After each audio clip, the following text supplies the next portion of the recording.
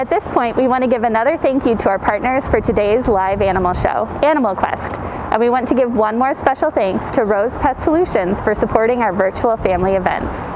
Be sure to subscribe to our channel so you never miss any of the exciting videos from the Nature Museum.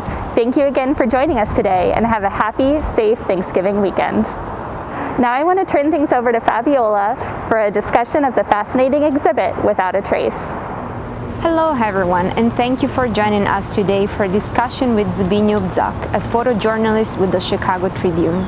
We are celebrating an exhibit at the Peggy Notebaert Nature Museum, Without a Trace, that showcases a series of Zbigniew's aerial photographs taken in March 2020 during the early days of the COVID-19 pandemic in the United States.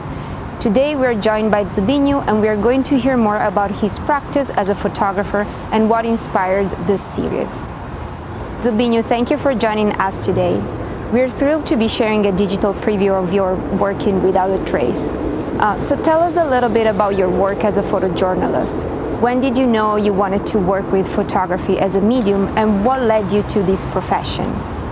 I was pretty much a compulsive picture taker as a young person. I grew up in Poland, and I photographed my family, I photographed my friends in high school, I photographed my colleagues at the university. It wasn't really, didn't have much of an agenda of, I just love taking pictures. And it gave me it gave me a lot of pleasure, basically. I was doing this for the whole time. Photojournalism at the time in Poland, which was a communist country, was not much of a profession, or there was no outlet for that. So to practice photojournalism up there, you would have to go through a censorship, you would have to, there was really no outlet. So I'd say I was a photojournalist even then, but I wasn't practicing photojournalism. So that was kind of a problem, and I found the photojournalist much later.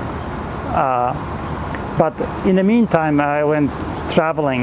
I spent a few years in South America and Mexico, traveling on expeditions with a whitewater kayaking, also taking pictures for publications.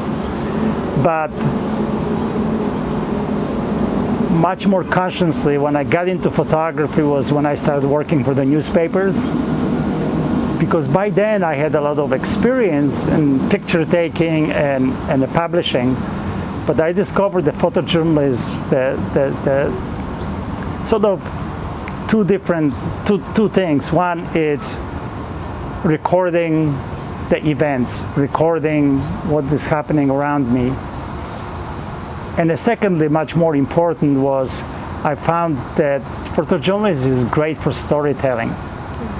That you find the subjects, you find the situations, and you can explore that, and you can produce a body of work which will have a narrative. It's going to have a story. And the newspaper like Chicago Tribune, and not just newspaper, but the whole organization, was very supportive and is supportive of this kind of work. So, it was a perfect match. About 18 years ago, I joined the staff, and really gave me the forum for publishing, and it gave me opportunity to work on the big projects as well. What are some of the projects that you worked on that you would consider the most significant in relation to your artistic practice? I think, for me, the latest projects I'm working on is always the most important, because I got really engaged and I put everything in it. So that's always what I want to talk about it. But actually, for Tribune, I cover a variety of subjects, variety of places, topics, almost everything. Probably the most important, I would say, would be like, covering a campaign. Like I was spent 1 year on the campaign trail with Barack Obama for the first 2008. Spent some time in the White House. Those are very memorable And very also learning experiences for me. I was kind of inside all this big political machine and could see how it works. And in relation to, of course, to media, I was representing the Chicago Tribune at the time, and that was very well established relationship with the media. So otherwise, I think my specialty kind of at the Tribune was disasters. And man-made disasters like war and conflict areas. I've done some of that too. But I was doing a lot of nature disasters, like hurricane. My first assignment, I was sent into hurricane right before it hit it in Louisiana, and actually stayed throughout the whole thing, seeing the whole thing as it developed in Lafayette, Louisiana. Then I covered Katrina, aftermath of Katrina at least, and some other disasters, and countless tornadoes. Probably the biggest destruction I saw and covered firsthand. I got there like a couple of hours after it hit. Was town of Washington. It's close to Peoria in Illinois, which was EF5, I think, and that was a disaster. That just came through, smacked through downtown, not downtown, it's like a sprawl, cut 10 miles and probably 2-mile path of nothing left, just a floorboards from the houses. That's all you could see. And basically, both of those places, New Orleans and Washington, I was able to get a lot of aerial pictures because at the time I had a helicopter flight over New Orleans, very short but pretty productive. But in Washington, I found a pilot who just loved to fly, and he flew me for like about 2 hours. And the chronicle, the whole area, pretty much seeing the full extent of the path, and that was just pretty amazing experience for me, just to be there in the morning, spend all night at that place, and then next morning I was able to see it from the air. It's interesting that you talk about disasters in that way. Without a Trace, the exhibit here at the Peggy Notebaert Nature Museum is a selection of aerial photographs of the city of Chicago during the first weeks of the COVID-19 crisis. It almost feels sometimes that there is nothing that happens as destructive, but it feels like one of those scenes of destructions that you talk about. What inspired you to create this series, and why was it so important in that moment to capture those scenes? The shelter-in-place orders came pretty suddenly. The whole pandemic developed so fast that suddenly we had shelter in place, but we didn't really know what's going to be, how that's going to look or how that's going to translate it. I talked to my editor, Todd Panagopoulos, and he says, well, let's just go and fly. There's no people in the streets. So I came downtown, and flying a drone, one of the sort of the biggest obstacles are the people. We cannot fly over people. And there are some places in Chicago that are always busy.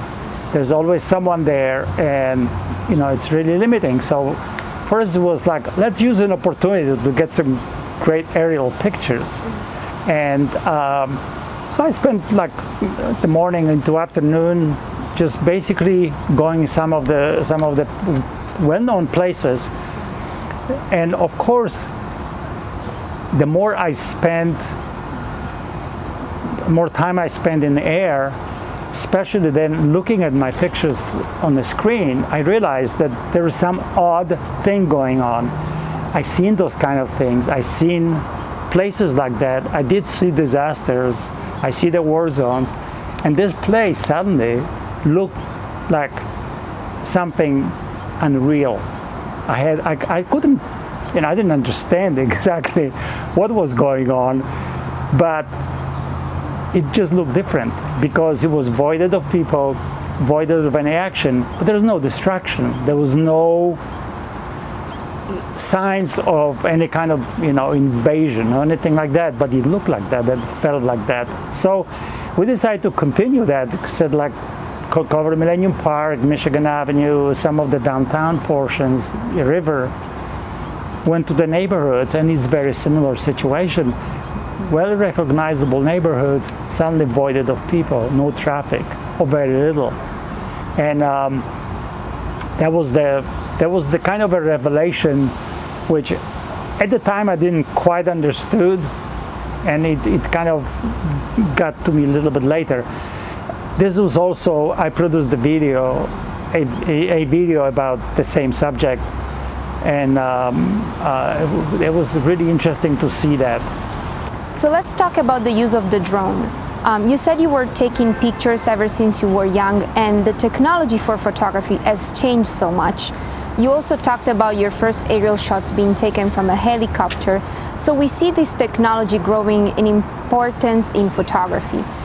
What are some of the advantages in changing the tools of photography, and how have they impacted your work over time?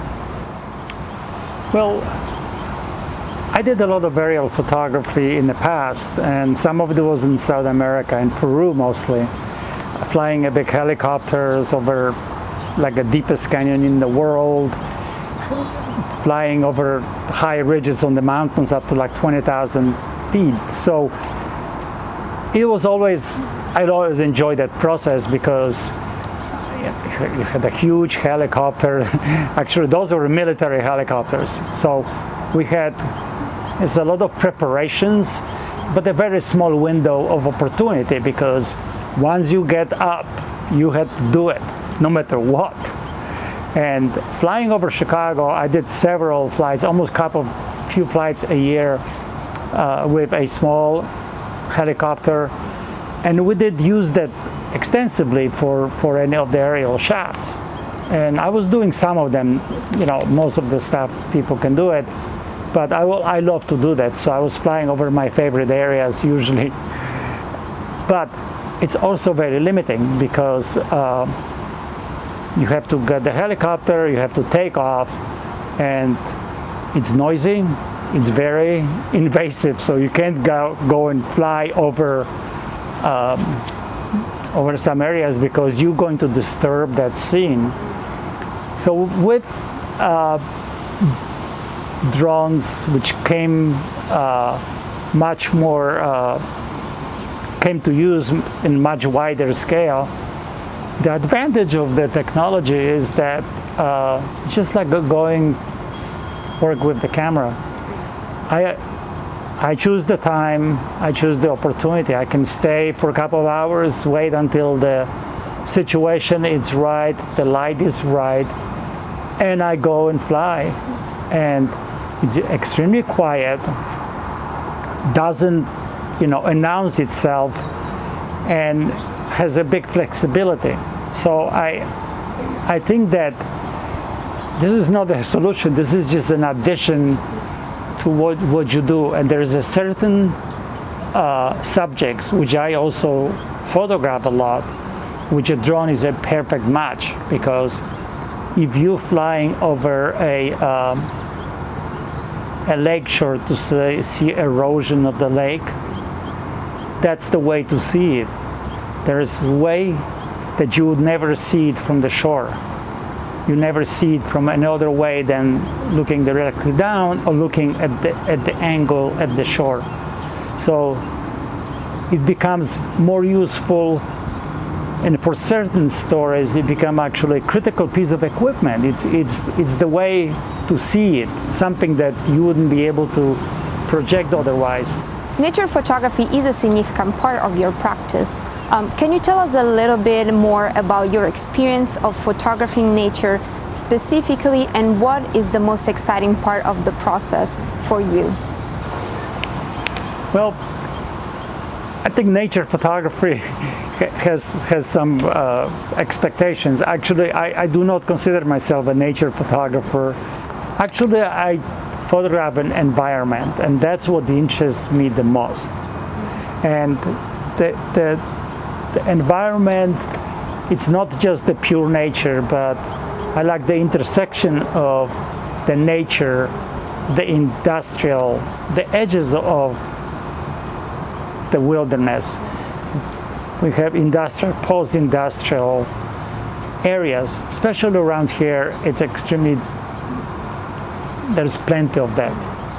And I just love to photograph. When I was flying helicopters, I always go over Calumet River to see the post-industrial, some reclamation projects, still a lot of industry, and there is nature, there's wetlands there.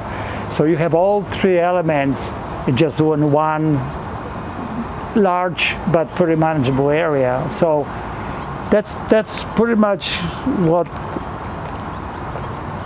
I put myself as more photographing environment, and that leads to the stories I want to talk about. That we, the Chicago Tribune, started working on a Great Lake projects.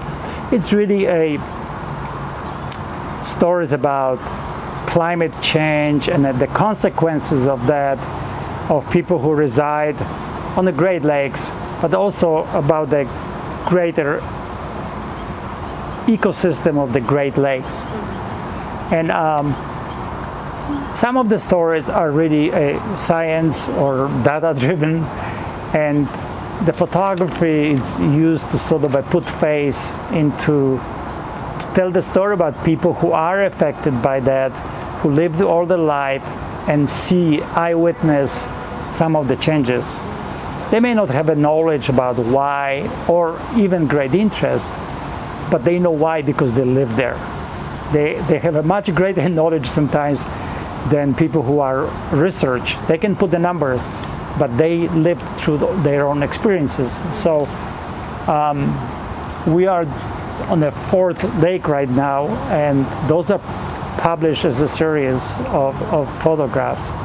And I use extensively drone because it's also the aerial shots are very important to tell this kind of story. One of the things that you touch on with the story of the Great Lakes is that the story is important for the people who live there because they live there. They don't know why, but they know it's important. There's a similar idea in Without a Trace. The image is all distinctive from Chicago. It's Chinatown, it's Division Street through Amble Park, it's the L crossing the river. But you have to know Chicago and you have to know what's missing. Which leads to the question, how did you choose these specific locations for this series? This was interesting because the first day when actually I was just enjoying the emptiness to accommodate my flying, was pretty natural. A good river, a Millennium Park,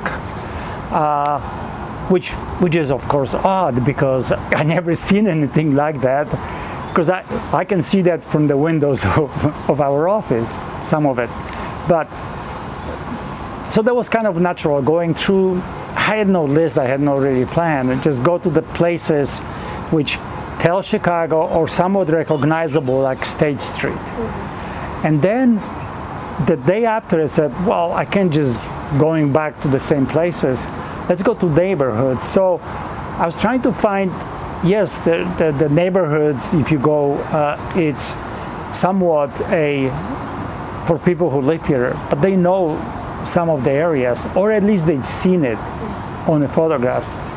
But when you go to places like a Chinatown and you have a very recognizable landmarks, I didn't want to do the landmarks itself, but they are recognizable landmarks, or a Puerto Rican neighborhood which has very distinct and landmark. So I went to different neighborhoods, Pilsen, I went to Bronzeville, several different places, trying to look for something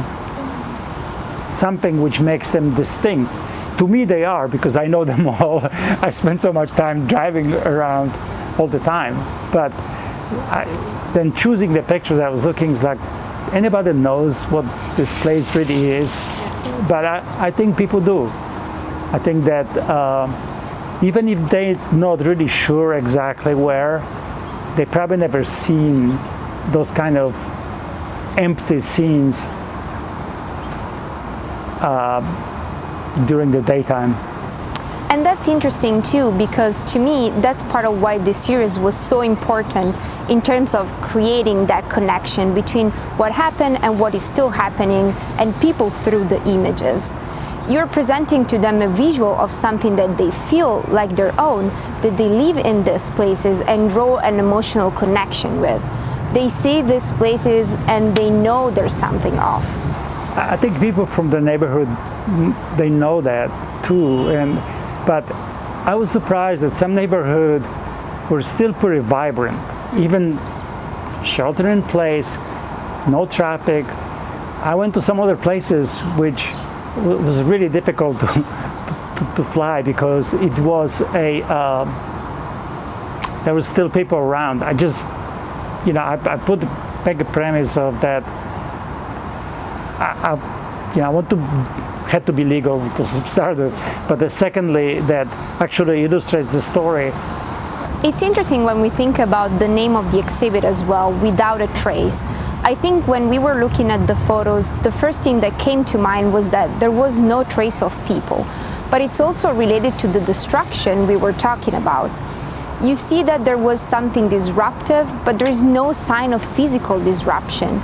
But it's also related to the illness of COVID-19. You see no evidence of it, but you can detect its presence by the absence of people in the street. So I think the name becomes this double meaning. In some ways, New Orleans looks somewhat, this was basically not a hurricane, that was the flood. So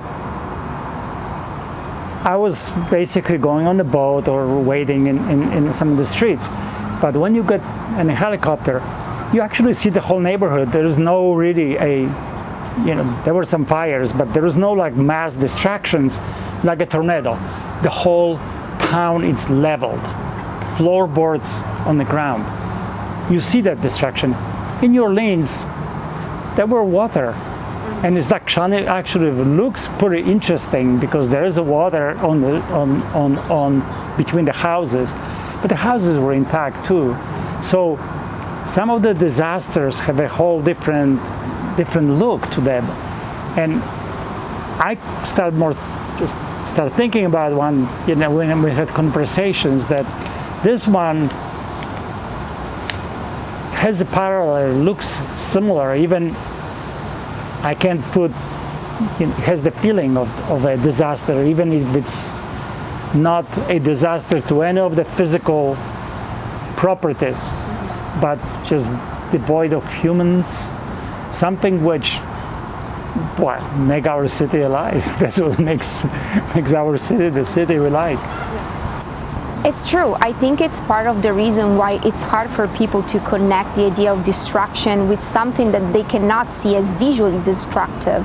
As humans, we need visuals to process our emotions and make sense of reality. So your work then becomes a way to remind us that this period of time was very destructive for us.